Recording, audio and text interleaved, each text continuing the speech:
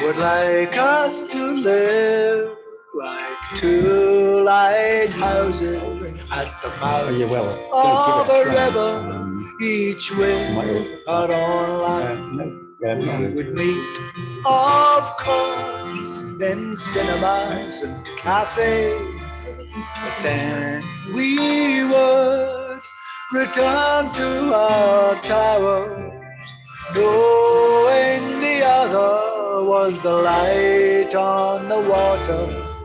A beam of alignment, it would never be broken.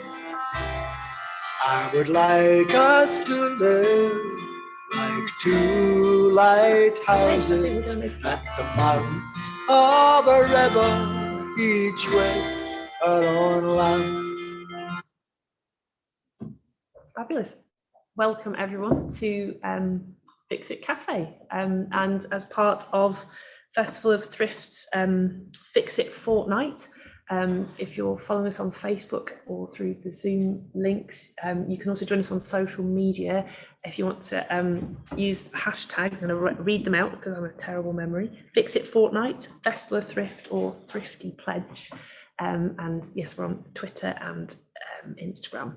Well, we'll post these up in the chat. In the chat, perhaps, yeah. And the music that you were listening to when we came was Tim Darling, who delightfully performs at the Festival of Thrift. It certainly was last time I was there, and we've been enjoying that tune this week. So and we fixed his accordion on a less tech fix. He was my first solder fix. Yeah. Yeah. So fixed the pickups and Tim's accordion. So it's all relevant. So welcome to Festival of Thrift Fix It Cafe. Today we are looking at tech in particular, and this carries on from the fabulous talk that we had on Monday, which was called The Great Tech Debate, and it was amazing, full of just so much insight and lots of things to think about, and it's something that that really inspires us and lots of the reasons why we do Fix It Cafe itself. So what is tech? So we're going to try and define that a little bit first. Should we do introductions? Oh yeah, sorry, I'm Lindsay. I'm just going to dive straight in, but I'm Lindsay. And I'm Marek. And then behind the camera is Dan, and Dan is also one of our fix. He's also one of our team of fixes. You've probably seen him in his beautiful stripy jumper on the Fix It. He's actually on the Festival of Thrift website on one of the photographs, fixing a bicycle. Yes. Yeah. So anyway, what is define tech? What is tech? Tech. Well, tech is all the electronic stuff that we accumulate, and we seem to be very, very good at doing this. And just a brief look through our drawers, we ended up coming out with, I mean, this is a small proportion of the kind of things that we might have, but we have a camera. So we have a camera here that has some sticky tape over the lens because the lens no longer opens up properly. So things like electronic cameras, and we have headlight torches that no longer function. We have a number of phones in varying states of repair with broken glass, and this one is just generally dead to the world. And what else we got here? We have a pair of headphones, very nice pair of Bluetooth headphones, AKG ones, but slightly different. This one is actually just a mechanical fault there, which needs to be fixed. And we have things like Bluetooth speakers. Here's a Bluetooth speaker that came in for repairs. But there's all sorts of, you see a range of stuff behind us here. You won't be able to see it actually because it's so black and it's not switched on, but there's a giant 50-inch plasma screen there, which we're in the middle of doing a fix on. And it could be a tricky one, but it may be, we'll see. Yeah. So in the talk on Monday, they use the word "we" a lot, which is WEEE, which means waste electronic equipment. So electrical and electronic equipment. So that sort of defines waste. And when you talk about waste and recycling, that's what's included in those figures. So Britain has the second highest. We are the worst, second worst in the world at. This is per capita, so per person. Per person, and we're the worst at like chucking away waste, but we're also pretty bad at hoarding it. So per capita, we throw away 23.9 kilograms, which is per person of waste, e-waste. Is that every year? Every 23 kilos a year. So now, if you go to the city tip, it's really not surprising when you see the kind of stuff that gets thrown away. But also, we hoard 57 million small old electrical items in this country. That's like these. Yeah, that's comes in about 190,000 tons of electrical waste.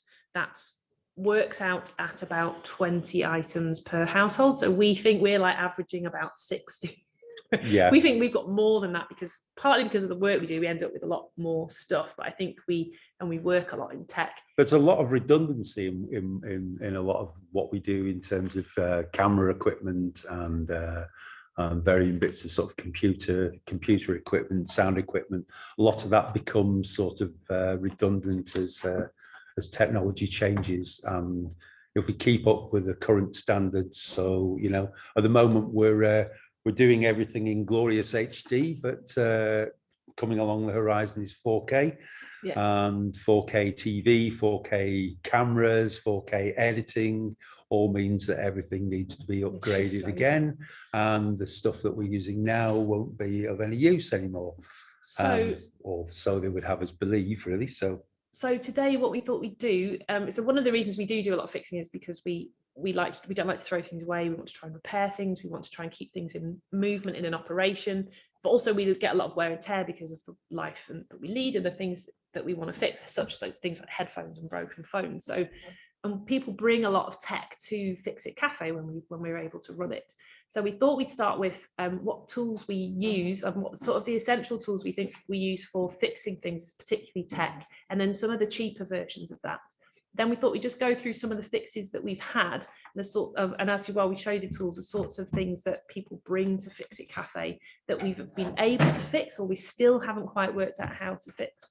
And then we'll take you through maybe some of the ways that you can start puzzling out what's wrong with your fixes as well. And maybe you might have questions that you'd like to ask us, which you can do through the Facebook chat or through whichever way that you're accessing us, maybe through Zoom, so you could do it through the chat there, and those will get fed through, and we'll see if we can weave some of those into our conversation as we go on. So Maz, do you want to start with some of the tools? I'll start with a few essential items, really. Now, normally I'm not going to include things like screwdrivers in this unless they're specialist screwdrivers, because really, if you can. Most people have a screwdriver or two in the house, but it is useful to include those in there. But what I was going to do was more stuff that you might need for specialist sort of electrical fixing and things, or doing your home equipment. And then I'll show you a few of the things that I kind of like to use, and things that I find particularly useful. So one of the things that if you haven't got any tools at all, one of the things that is always very useful is an old Sheffield steel knife, and I've just used this very evening to open up a battery case, which I'll show you later on. So that's a useful device. I have a selection of knives and scissors and tweezers in here, which is an old dissection kit. I should say Maz used to be a biologist in one part of his life, so he has this dissection kit. That's more of a specialist kit, but it's more to mention this, really. But so useful is the dissection kit. Actually, I bought one as well. So they're, apart from anything, they're quite useful to hold things in, but they have all sorts of thin, pointy things and sharp edges. It's not just knives in there, so it is a useful kit. Yeah. In terms of screwdrivers, this was a set I got from the middle aisle of Lidl, and they're not all useful. In fact, I very rarely use the green ones, but the red ones are flatheads, and the yellow ones are Phillips heads. Oh, sorry, I'll show you. I'll show you here on this camera. So that was from Lidl? Yeah, this was from Lidl. This was about £3, this set, and it has served very well indeed. Are they like micros? Oh, sorry. Here we go. I'll put them there. So they like micro screwdrivers. These are for digging into very tiny bits of electrical equipment. But you may find you need some special special keys to get in the some special screwdriver bits to get in the bottom of things like Apple Macs, where they have a little star-shaped bit. Was it probably a T1 or a T2, I would imagine. Yeah, so I have a friend who does Mac fixing, and he has a little set of different, just like a little set of screwdrivers just for accessing laptops. But those are constantly used. Those are always on the go. Those ones. Very useful is araldite, and that's great for gluing stuff together and fixing cases, or fixing where or even if you want to seal something up, where you put a new cable into into the side of a piece of equipment where the grommet's gone, you can seal it up with a bit of araldite. Very useful for gluing cracked cases together. So that's always a good useful thing. Let's see what else we got. Soldering iron, right? I'm going. These are a bit of a random order here, really. This is like a very old school soldering iron. I tend to use a slightly more modern one. This one hasn't really seen the light of day for a while, but it sort of demonstrates they are very cheap to buy. These ones, they're not expensive. But with this one, I would suggest it needs a new tip. The tips are very, very cheap to get, so don't sort of delay with getting a new tip for it. And you can get a nice pointy tip like this one here. So this one has a. Bring it right down. I'll just clean it there. I'll bring it into this camera. Right, you see this one has a. See the difference between these two. One of them looks like a garden shovel, and the other one looks like you might be able to get into a very tiny bit of electronic equipment. So we're going to hopefully do a little bit of soldering later, just to show you some of the bits and bobs that we do. So soldering irons are, if you might not have done it before, but you might watch this and feel inspired, you can get quite good little kits to practice, like little kind of soldering electronic kits. But you would also then need solder. Now this is some probably not very environmentally friendly leaded solder. A lot of the old solder, I still have this roll. It's been going for years, this one. In fact, you can just about see it was bought from Maplin if you look very carefully on the ends of it, which no longer exists, really. I would say I'd be sad about it, but in the latter years of Maplin, I think they were responsible for about 99% of the electronic junk that is now delivered by Amazon. But Maplin went from being a very good electronics store to being a very terrible consumer junk store that sold things that just didn't last at all. So you've got but you have two different types of solder, don't you? So you can get lead-free solder. The leaded solder, I tend to still use the leaded solder, and that's because it actually lasts. It's less brittle and it lasts longer, and you get a better fix with it. But the lead-free solder does also work, but you find it doesn't flow quite as nicely. So I still tend to use the leaded solder, but that's a matter of choice, really. Let me see, what else have we got here? This is a useful device. These are very cheap as well. You can buy these for a couple of quid. And what it does is it allows you to hold the thing that you're trying to work on. I'll just grab something here just to demonstrate. So we have a little jack plug here. So if you're going to solder this jack plug, you might want to, which I'll show you later, you might want to put that in here. What's a T1 or a T2? Oh, sorry. Sorry, I'm just reading some questions from the thing. I'll wait till you finish talking about what you're doing. So if you were going to solder it, you can then apply the solder without having. See, I would need a third hand there to hold the soldering iron, the solder, and the plug. So this is why this thing is called a helping hand. It comes with a not very handy lens on it that sort of is sometimes useful, but generally I just find it's a pain. You can use extra reading glasses if you need that. So I have some very nice.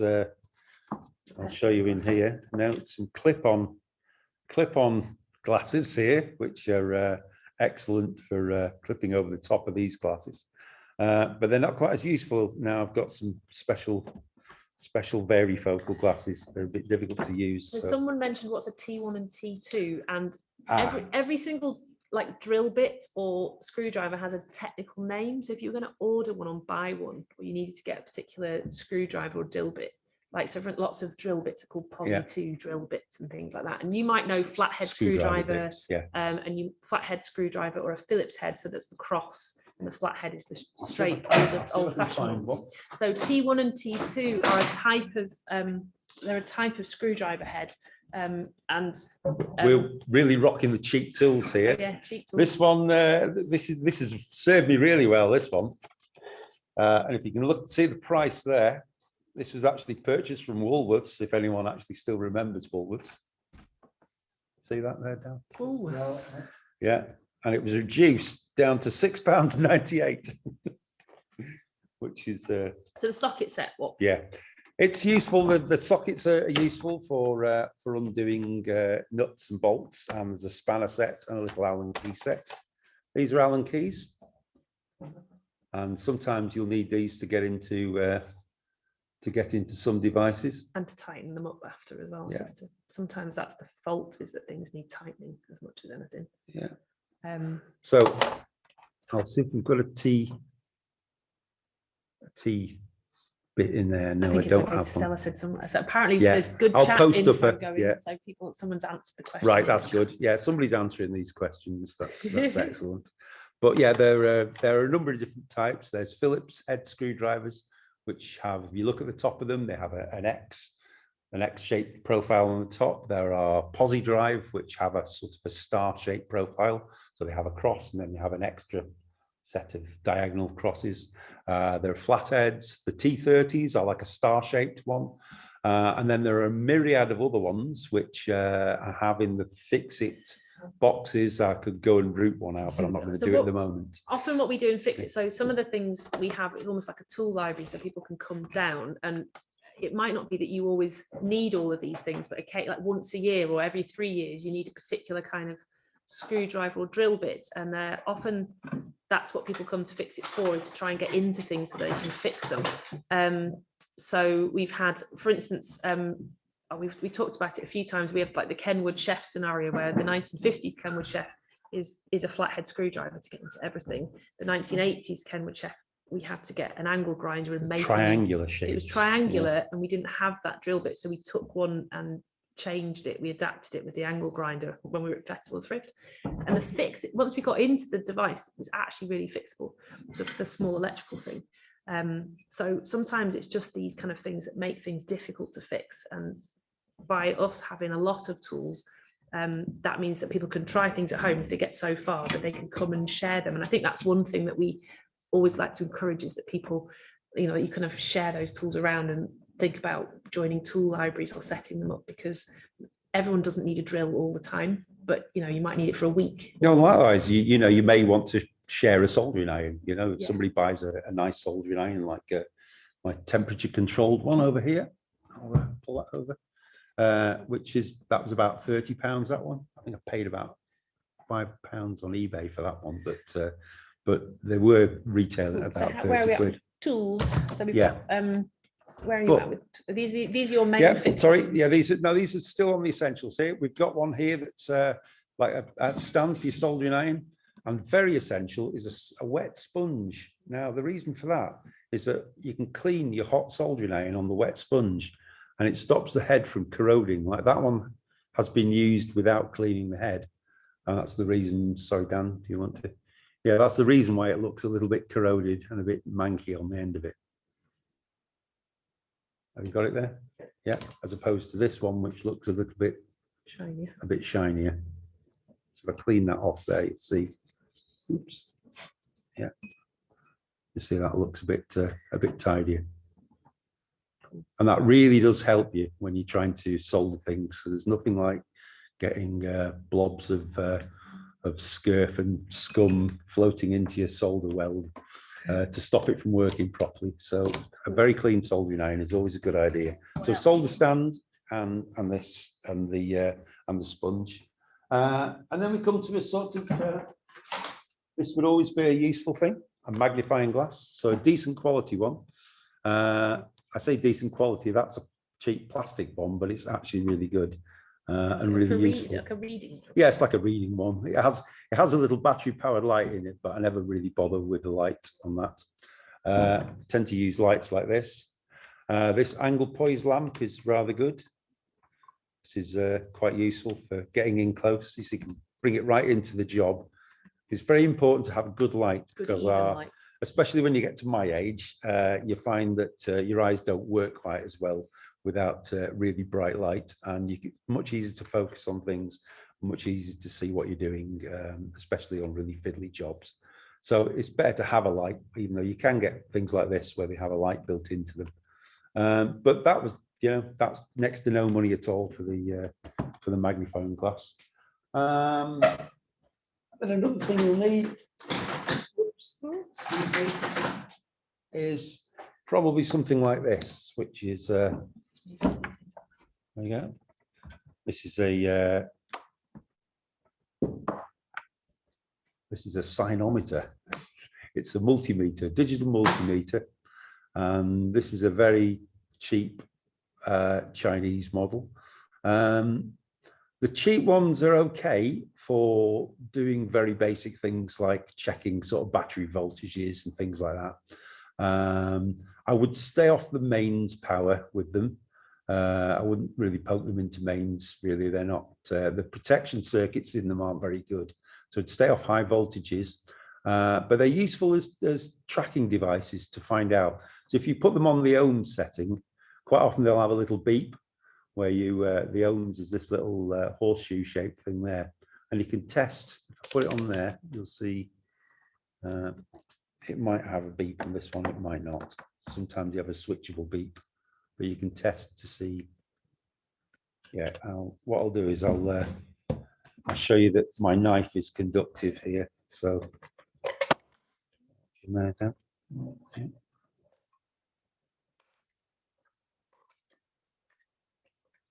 sorry, somebody didn't put the screws in the back of this again. There we go. Right. So if I touch on the metal there, you'll see that goes to 0, which means there's no resistance between the two terminals, which means that you can use that to test the circuit. So you can see whether or not there's any connection between, say, like a battery terminal, one end of a battery terminal to the other. You can find out whether or not there's and the next component on the board. You can track breaks on a circuit there by doing that, and you can also test components as well. Multimeter. That's a multimeter, yeah, and that's a very cheap multimeter, that one. What else have you got in your? What else have we got in the box of tricks? I'm just going to put that there. I have a. Oops, excuse me.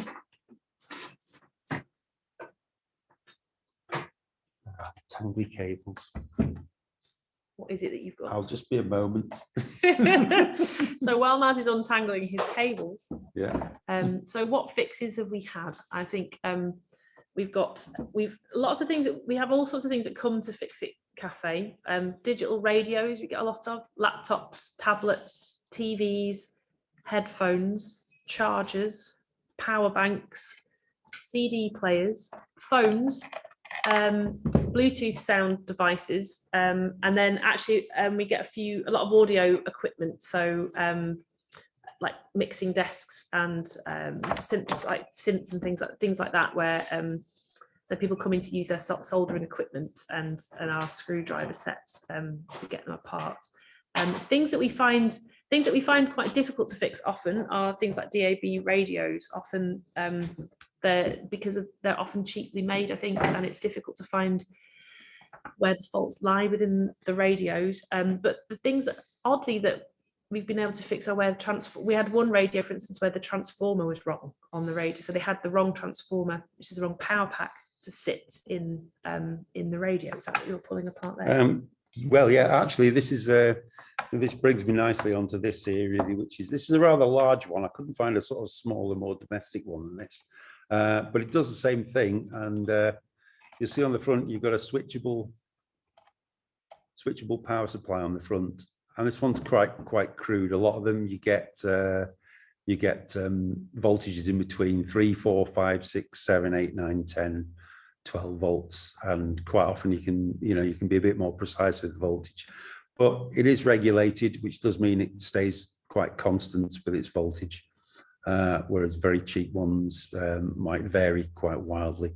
So you might not be putting quite the right voltage in, but this one you can be pretty assured it's it's pretty good. So I'm gonna jump slightly ahead while Maz is chatting through that to what we call like a triage system that we always use when people turn up to Fix It Cafe. So what's wrong? What's wrong? Does it what happened to your device? Does it switch on? I think those are the first two questions, and that's why we have this adjustable transformer, because sometimes it's a power issue, and if it won't switch on, one of the first things we do is test the power source. So has the fuse gone in the plug? Is it the right transformer? And sometimes transformers look the same. It really often happens, and if you're at the light one, that when we talk about the lighting before Christmas, you end up picking the wrong transformer out. It might have the wrong voltage in it, and it might not be giving enough power to the device, and that can make a big difference. And that's the same with like tablet chargers and phone chargers. Quite often, if you're not using, and they really recommend that you use the charger that comes with the device where at all possible. Sometimes they're electronically linked, so they might be talking to each other and gauging the amount of power. Sometimes it's just that they're the right power. I have an iPad charger that, and if you don't use an iPad charger with the iPad and use the iPhone charger, you don't get enough through. It takes a very long time to charge. The iPad doesn't like it. It's important to match up the charger to the charger voltage. Often we've had tablets come in where they're not charging, but actually it's just the wrong. People have been using like any USB charger they have in the house. And the second thing that can go wrong then there is the USB cable. So you might find that the cable that you've got with the device isn't working. So sometimes it's a little bit like we'll try different plugs. We'll try a cable, read the back of the phone, look at the manual, look at the internet. If you've got access to the internet, it's difficult if it's your phone and that's your access, and you can't access it there. But that's our basic. Is the first thing is power. Will it switch on? Is it the right power? How can we check? And that's why we all kinds of the multimeters. We have wire strippers. I'll show you another one of my sort of favorite little tools, really, which is fun. Yeah, so it's got batteries in it, and this is like a sort of magic wand volt finder, and these are always very useful for finding out whether or not there's actually any power going to something first. So say this light here, we can actually, can you see that there? Mm-hmm. You'll see it lights up red when it detects alternating current. So it only works with alternating current. So it means that if you've got a mains cable going into something, you can wave this magic wand at it and it will tell you whether or not there's any current actually going to it. So that's one of the easiest fixes to do, is just to check that. So you can first off, say, we know this one's not plugged in. So if I wave this at this one, nothing is going to happen. Whereas if I plug it in, see, it should. Taking a chance here and plug this soldering iron in. I haven't tested it either. So, yeah. It hasn't blown the fuses. There you go. There you go. And that tells you now that that's working. So if this, say, for instance, this soldering iron wasn't heating up, but you're getting power to it, then you've already done half the analysis of what's wrong. So power's going to this, and there really isn't much in a soldering iron other than the heating element. So there's a good chance your heating element's blown in the soldering iron. So unfortunately with the soldering iron, I think it's probably not worth trying to fix the heating element, because really it is just a heating element with a plastic handle. So really all you're doing is saving a plastic handle. But I'm not sure how easy they are to get. I've not actually tried on that one. Oh, okay. So we've got a couple of questions coming in. So we'll get to a couple of these questions that are coming in a second. How are we with our myriad of cheap tools? I'll just very quickly go through these. This is a pair of wire cutters, always a useful thing, and it does a very nice job of cutting through very heavy duty cable or even light cable. And these were the middle aisle at, again, another purchase, and I think they're about £2.99. Middle aisle at Lidl, is that what you're trying to say? I wasn't going to mention the name, but yes, they are. Other supermarkets with junk in the middle are also available. So Wilkinson's, but yeah, these are really high quality, surprisingly high quality, and they have proved almost infallible. They'll cut through bike brake cables, they'll cut through mains cables, and still with very little sign of damage to the blades on them. So now and again, you just get lucky with tools. Here's another lucky find, and this is a fabulous cable stripper, and makes everything stripping cables a whole lot easier, really. And you just feed the cable into the side and you squeeze it together, and it'll take the edges off. But magic. If you don't have one of them, then you can cut your cables with one of the next bits of useful kits, which is the ubiquitous Stanley knife. And this is actually a Stanley knife. This one is made by Stanley, and it has a rather nice retractable blade. Not very expensive, this one. You can get very cheap ones for about £2 or £3, but this one I think was about a tenner, this one. But well worth it, because it's got a very nice stable blade, easy to change the blade on it as well. Just pops in and out rather than having to unscrew it. And it means the most important bit about it is you can take the blade away when you put it back in the toolbox, because there's nothing worse than the really cheap ones which have the blade sticking out, which you have to unscrew the thing to put the blade back in. Most people don't bother, put it back in the toolbox with the blade sticking out, and the next time you reach into the toolbox, you cut your fingers, which isn't very good. So, but that, I'll show you, I can show you a little bit of how to cut cables with this. That would be, should we do that? Yeah, so let's, so we've talked, so I'm going to ask a couple of questions, if that's okay. So I've got two questions have come in. The first one is, it's a tricky one because we can't see it, and we've just been watching some MacBook. So Mike has just replaced a trackpad ribbon on his MacBook Pro. Maz is off in a box looking for stuff. If you ever come to fix it, this is a standard Maz pose. He'll be in a box listening as you're talking at him. He said it was very easy, but I needed to bend the ribbon to fit it as directed on the tutorials. Now the trackpad works when I turn the computer on, and after a while will stop completely. Do you think it's a faulty connection, a broken ribbon, or something else? Ooh, the trackpad's not working. It's replaced the ribbon. We've had this before where we got a trackpad that started behaving very weirdly, and it was actually a battery issue. And the battery had swelled up where it was putting pressure on the trackpad. So I don't know whether or not specifically the mouse moves away. It might be that as the laptop warms, something's changing and it's pushing or putting pressure on it and disconnecting it. And so that might be. Yeah, I mean, that's a tricky one without seeing. My feeling would be to my feeling would be to try have a look at it, and which is a pain, or to be have a look. Yeah, I would maybe try opening it up again and trying to reseat the cable and make sure it's sat in properly, because sometimes it's quite difficult to know whether you've actually pushed the cable in. It is working okay. I think the heat thing might be thing is if it is heating up a lot.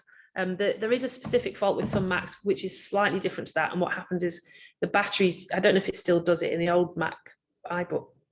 Well, the new one, the 2013 MacBook Pros, all the batteries are seated underneath the trackpad as well. Yeah. So if you have a battery that's getting a little bit old and getting a little bit hot, as they get hot, they expand. And I'll show you a particularly bad. So a particular fault, you'll see them in Mac forums. What used to happen with the trackpad was that the mouse wouldn't be where it was meant to be. So you can see how the bottom one of these is still okay, but the top battery has swelled quite considerably and is no longer functioning.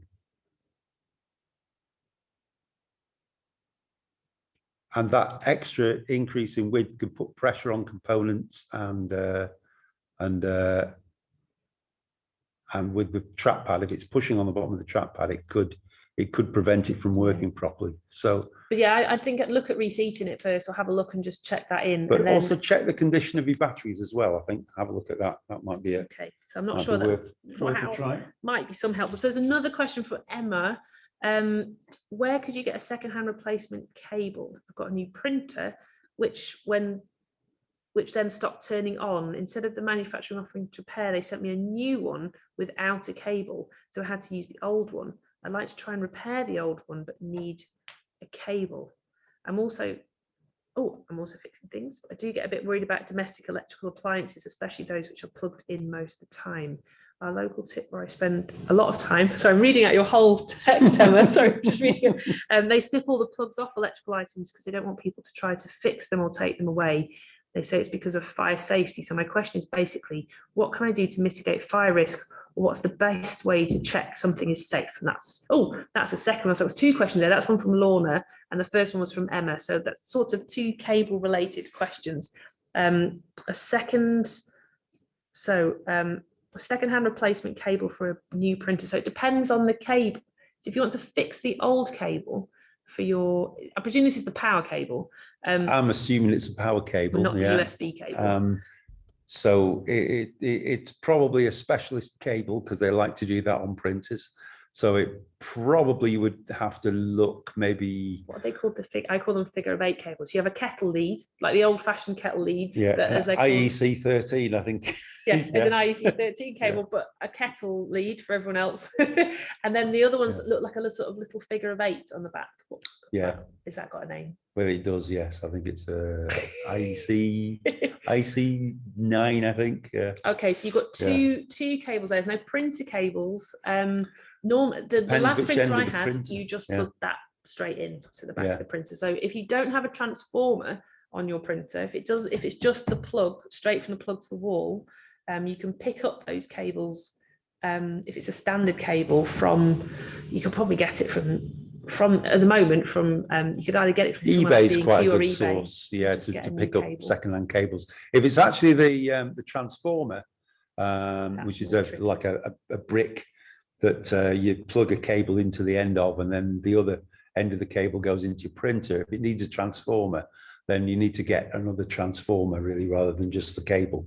So if you've only got the one for your one printer, you'll need to try and find another one somewhere online. So if it is the power cable, it'll be if the power. Send us a picture. Maybe photograph it and send us a picture. You can send that to our Facebook. Actually, if things that you want more help with, or if you want a bit more help with stuff, you can send questions to the Facebook, our Fix It Cafe Facebook page. Just sort of message through there, and we can maybe try and talk you through some of the fixes and give you a bit more information.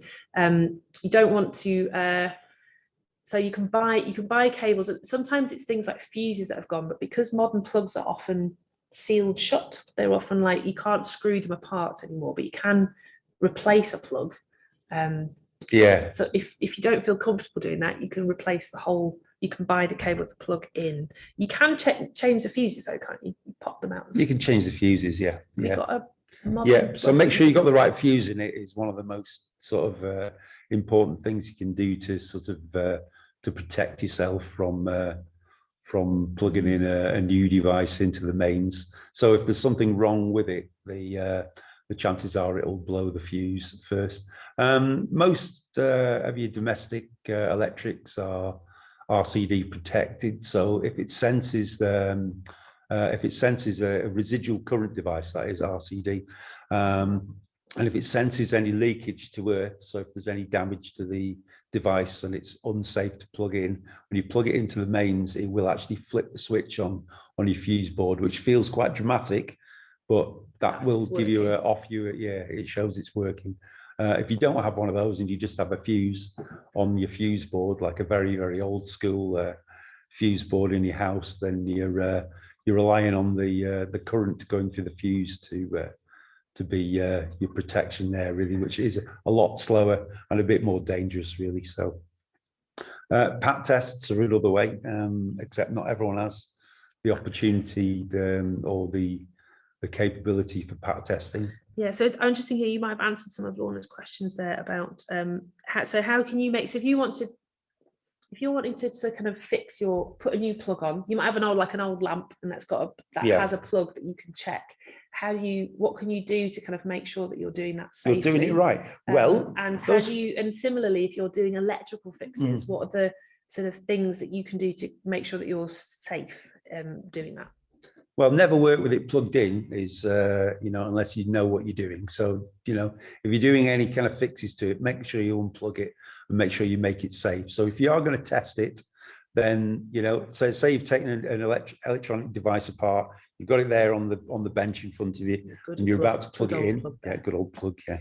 Yeah, and then make sure you're not touching it in any way, and if you're going to plug it in, then you can plug it in and make sure nothing's going to contact and short out or make any short circuits. That would be one way of making sure you're not going to blow anything up. But make sure you haven't got your fingers in it. Make sure you're not using screwdrivers make sure you're using electrical screwdrivers. And I'll show you an electrical screwdriver. Back in the box. Back in the box here. There aren't any in this box, so I'll run off and grab one in a minute. Oh, that's good. So do look. Yeah, they have an insulated section rather than a metal shaft.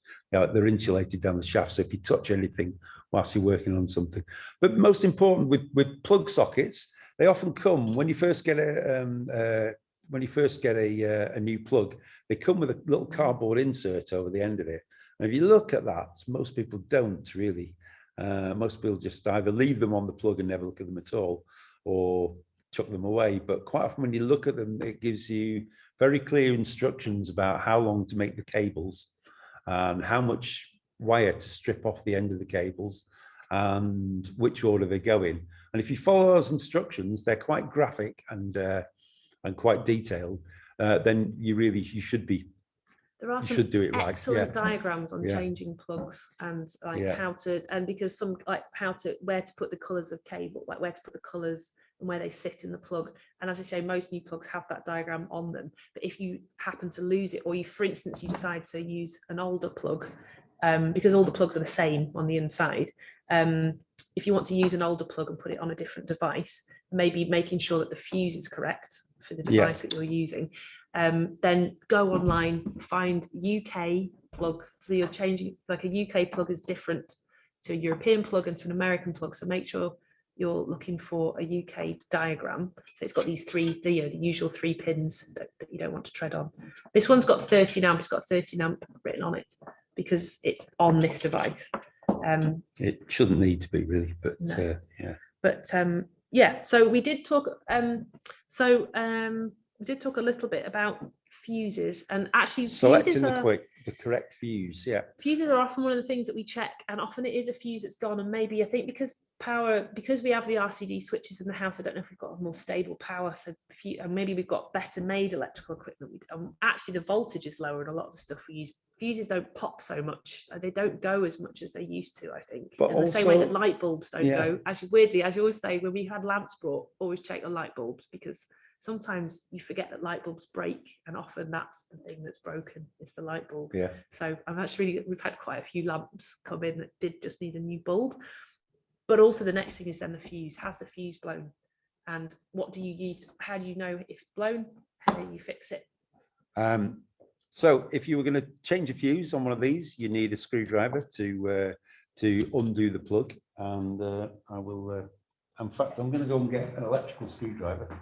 Just excuse me a moment. Oh, he's off to get a box. We're surrounded by boxes.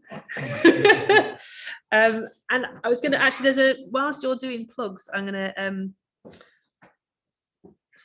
this is the thing I was missing before. There we go. So this is an electrical screwdriver, and it's insulated all the way down to the tip there. So it means if you touch it on anything when you're inside a device, we've only got you're unlikely to 15. Yeah, you're unlikely to come a cropper with that one. But if you undo the plug here,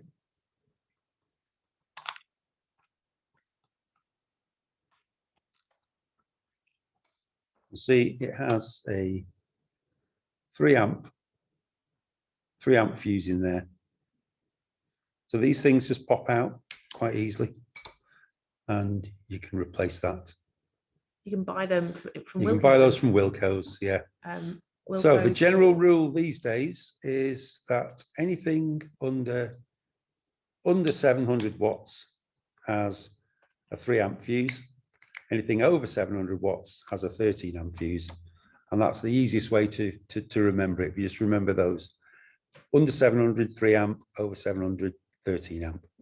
So we've got a couple of excellent questions. So Anthony, we always like a turntable question. So the start-stop button on my turntable only works intermittently when I press it. Any ideas? You can see all the ideas happening. Well, lots of questions really, and that's from Anthony. Yeah, Anthony. I would have a look on to find out if your model of turntable, is it a new one? If it's a new turntable, if it's something quite modern, the chances are it's a sort of electronic latching switch, which means there's a little bit of circuitry behind it. So either the switch is physically not very well, or one of the components in a little piece of circuitry is going on the switch, which means it's not working. If it's a very old turntable like mine, then it's probably a mechanical switch, and mechanical switches are a lot easier to diagnose. The best thing you can probably do is try and find the model of turntable you've got.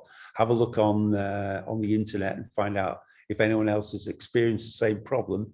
If they've experienced the same problem, there's a chance that somebody like myself or some other fixer somewhere has made a video and put it up online and shown you how to do it. So fab, brilliant. So, and then if you like as well, similar to the others, do photograph it and send across if you want a bit of advice or a bit of support with trying to work that out. Like puzzling it out. So you might try one thing and then, or you might not be having any look on the internet. Do send us a message through the Facebook page. So Mike's got a lovely question actually. Any tips for soldering tiny terminals to a very cluttered circuit board? It's a power switch on a games device. Oh, power switch on a games device. Well, I would get yourself a very fine soldering tip, like this one, something that's got a very sharp end on it. And the other thing you could get is flux. If you put some flux on the bit of circuit that you're doing, the flux helps the heat to spread.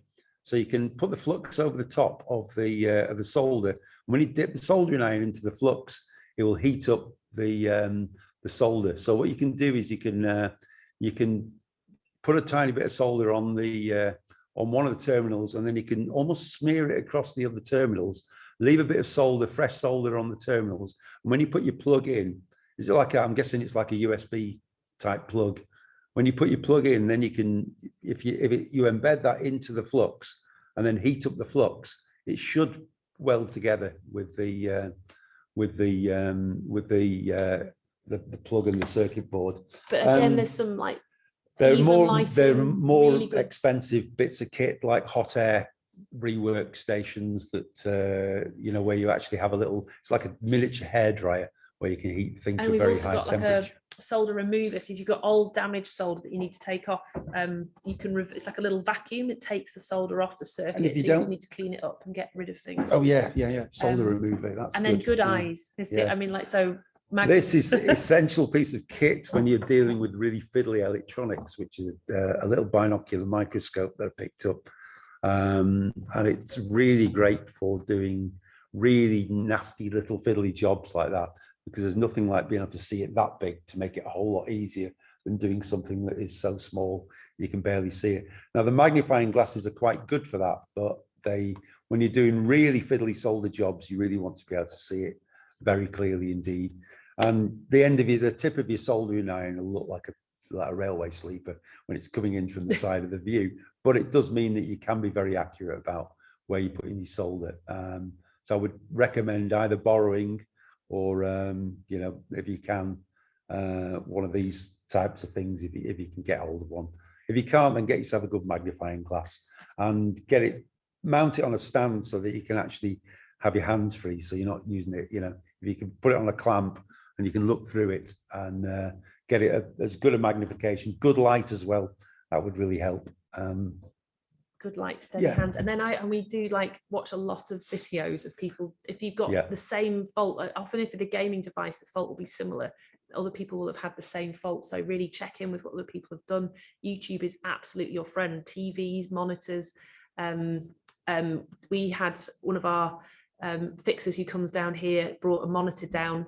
There was a specific fix. We found that fix through YouTube and through forums. Then we were able to find the part for the fix through eBay. I think we found the part for sale off another broker broke for some other reason. We were able to get the component for the part, and then a couple of weeks later we were able to fix the monitor. But that was through just kind of looking on forums and through YouTube. And you know, people like watch fixers, people really do share their skills, a lot of craft skills and electronic skills.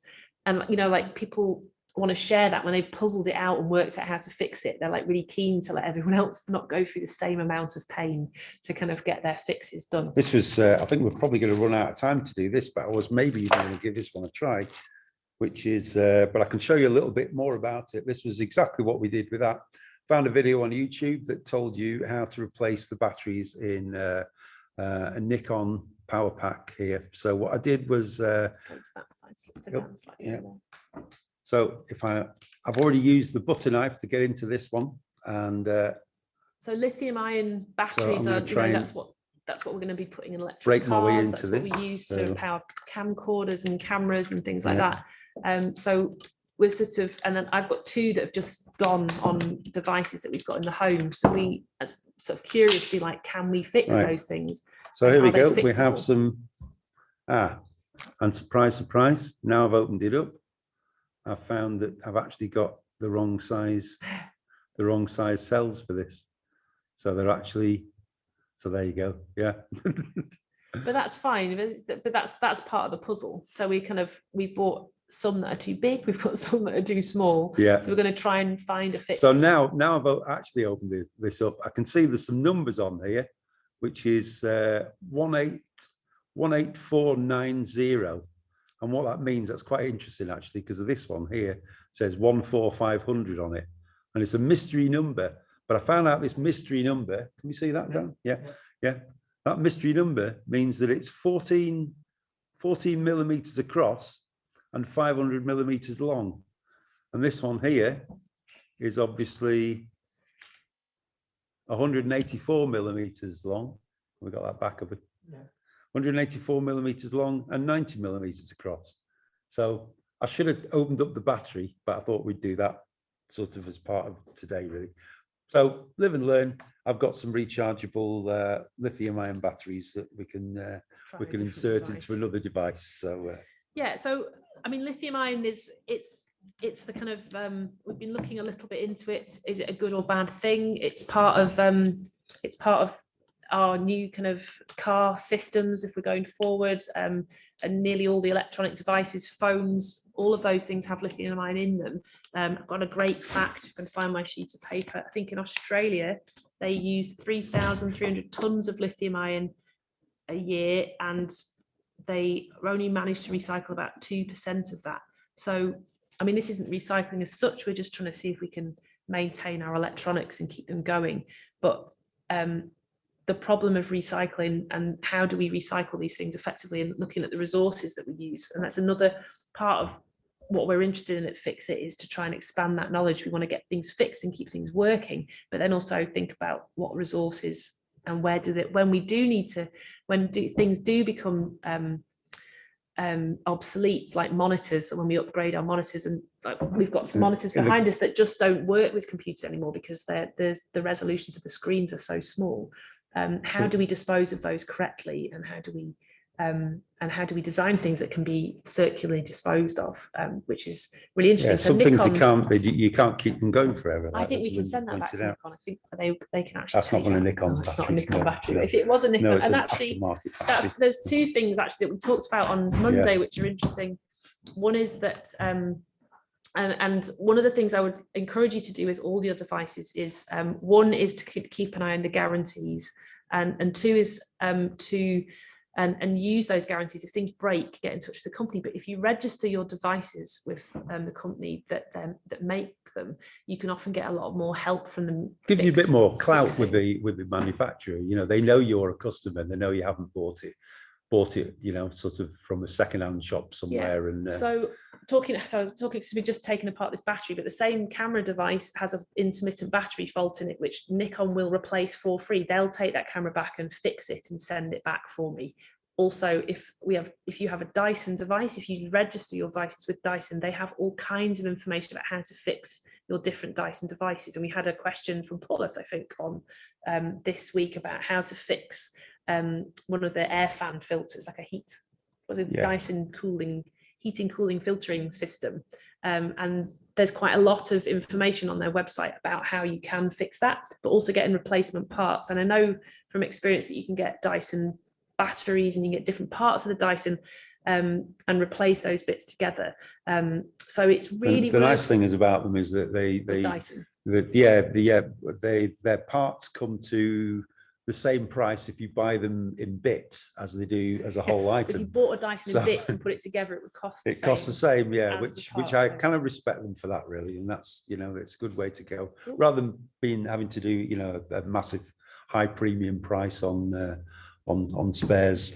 Fab. So I think so really do, and I've used really work with the companies that we have a right to repair now. I think that's still in operation, even though we've left the EU. I think that's something that we signed up to in this country. So demand information from the technology companies. If you are having to replace something, the company that makes it, I think you can take a lot of your electronics back to places like Currys. They'll take old electrical goods, and the companies, different parts of the country do it in different ways. Like councils will take electronic equipment. But one of the problems with taking it to recycling places is that, you know, as we found out on Monday in the tech debates, a lot of it just gets shredded. So and they'll extract the resources that we can, but it does still mean that a lot of it gets wasted, and we haven't got the technology to recycle stuff. So if we can reuse it, all the better. So I think we've got a couple of minutes. We've got a couple of minutes to talk about. Shall I talk while you show our fabulous? I might just so one of the things that we do quite often, which we haven't done today, and I'll just grab. I've got my own tray. I'll get the headphones out. Yeah. Yeah. So I'm just going to bring this tray over. I'm going to move it to where Maz's stuff is. I'll just bring a light here. Can I bring this rather tired-looking bit of cable? So we often have in Fix It something called. Right. So little things that you can do to protect your cables. If you've got like MacBook cables often go at the edges around the transformers, headphones go around the tops, you can see where there's a strain on the cable there. And we wanted to just give you a quick kind of how to protect your cables. And you can buy this product, which is called Sugaru, which is it's called a moldable glue. That's great. And, you know, we were trying to get some fresh stuff because this stuff is gone. What happens is if you buy it and leave it in your house for a long period of time, I'll open this up. And it doesn't work. And because of the restrictions of getting into shops and what shops are open, and also actually distribution of stuff is something slower at the moment. That is actually, that should be like plasticine. You should be able to mold it. Whereas when I try and bend it, you see it just tears. You know, I should be able to squeeze that into a ball and mold it into shape. But this is, you know, it doesn't last that long. It has a very limited shelf life. So what we wanted to tell you is that you can actually make it. So if you want to protect your cable, so we've got a couple here. So I've put some ends on, and it is quite expensive. And Wire Very magazine, expensive. That's about £3 for that little sachet. What I think I'm gonna do is gonna make a little video and we'll post it up and share it to Festival of Thrift to show you. But what we made today, this afternoon, was we actually made some Sugaru, and we made it with really, really cheap things. So if you've got cables that need protecting, or if you need to mold a new handle onto something, so we made a little handle there, or if you've got like a mobility, if you need to kind of adapt your, say, like your screwdriver handles because you've got like a bit of arthritis or a bit of mobility and you need to grip it slightly differently, you can make something or work with a friend to make it up. And what you need to make it so simple. It's corn flour and silicon sealant. So basic everyday silicon sealant, and you might have some left that you've done from a job in the house. It's actually really cheap to buy. You can get it from Wilko's. You do need this crazy. It's the very bog standard stuff as well that smells of vinegar. It smells of acetic acid. The main thing you need to know with this is you need to do it in a very well ventilated space, because it gives off as it's curing, it gives off acetic acid, which is like chemical vinegar. It's very, very strong vinegar. So you want to have it in that sort of smell, vinegary. Yeah, you don't really want to do it in a broom cupboard. And then if you want to be fancy, you can add oil, to use a little bit of linseed based oil paint, which gives it colour. And I've been using it, it's not gone, I've been gripping it and the colour is fixed within the silicone. I haven't tried this out on my furniture or anything. That is absolutely brilliant. That so is, I'm going to make a little video for that, but basically you can mix it, it's 1-to-1. And now we're about a minute over. Yeah. You mix the corn flour and stuff together, so it makes like a Play-Doh texture. So you start making it looks like butter icing it, and then as you mix it up, you keep adding the corn flour, so you get it into this kind of a nice, smooth, malleable kind of Play-Doh consistency. But you absolutely need to put gloves on while you're making it, because it's so sticky. But it was so simple to make and so cheap that if you have broken handles, if you need to protect your cables, then I really absolutely recommend this as a way of preserving and elongating your tech, especially if you've got expensive transformers on your laptops. And I've had 2 to go. They cost £60, some Mac cable to replace, and that's expensive. So if you want to be protecting the cables around the stress points, and this is a really cheap way to do that. So I think that's everything from today, and I promise I'll make this up into a video for you to share. I'm even going to try gold. I think I might see if I can make a gold Subaru just to see, to be fancy. And thank you so much. So next week we are back here, but we're looking at bike fixing. So important at the moment, and it's been so just kind of giving you some kind of pointers on keeping your bikes in good maintenance, and how to kind of fix some of the common things that most people will have on so basic bike maintenance, and a little, just how to set your bike up so that the gears work properly, the brakes work properly. And we'll be chatting to Adam Pugh from Cycling UK, who kindly told us all about the work he's doing at the moment to try and increase cycling. Fab. So check out this wall. Let us know if you've been doing any fixing, whether you've managed to get any fixes done over lockdown, or if you've had any fix fails or fix successes. We always like to know and hear about that.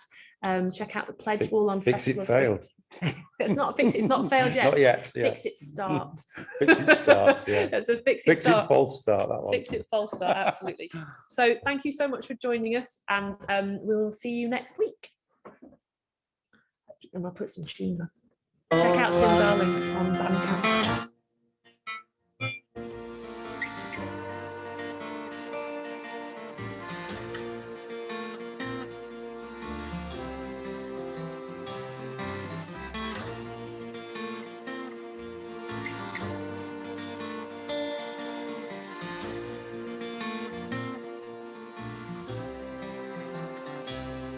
I would like us to live like 2 lighthouses.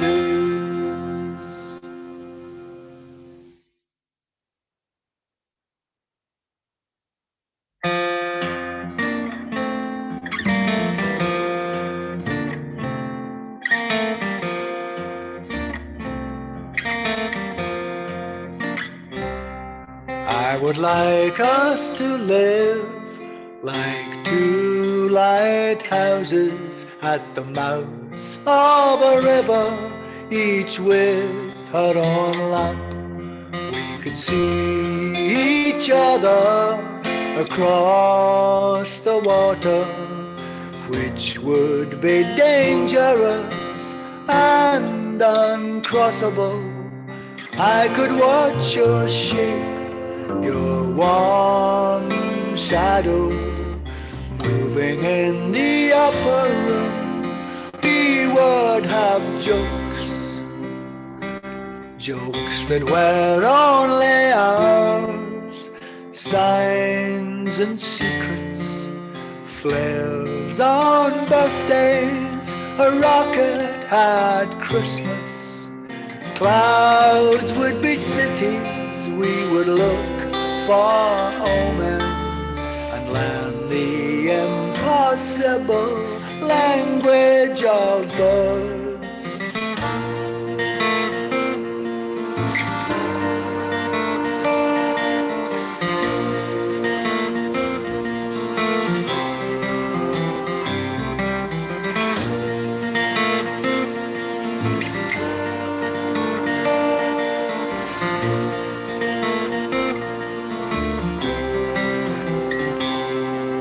I would like us to live like two lighthouses at the mouth of a river, each with her own lamp. We would meet of